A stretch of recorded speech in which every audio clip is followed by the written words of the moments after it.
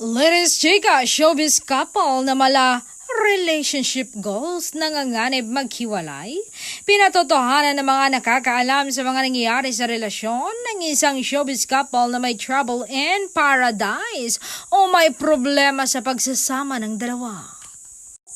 Hindi talaga malalampasan ang proverbial 7-year itch. Oh my God, sinitch-iti na showbiz couple na ito. Ito ang dapat imbestigahan ng mga mahihilig sa mga showbiz controversy. Hindi nagbigay ng kompletong detalye ang source ng isang online platform. Pero tiniyak na nagkakalabuan na ang pagsasama ng showbiz couple na pinipilit na isalba ang kanilang relasyon.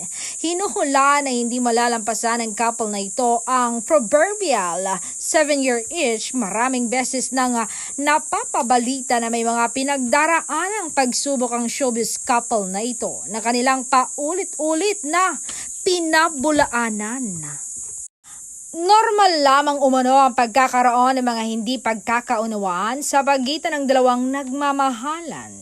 Totoo naman yan. Matatala sa mga mata at pakiramdam ng netizens, pati na rin ang mga chismosa, pero tila mabibigo sila na hulaan na ang mga katauhan ng showbiz couple na ito. Mahirap mahalata o maramdaman na may mga issue sa relasyon ng showbiz couple na dapat lutasin.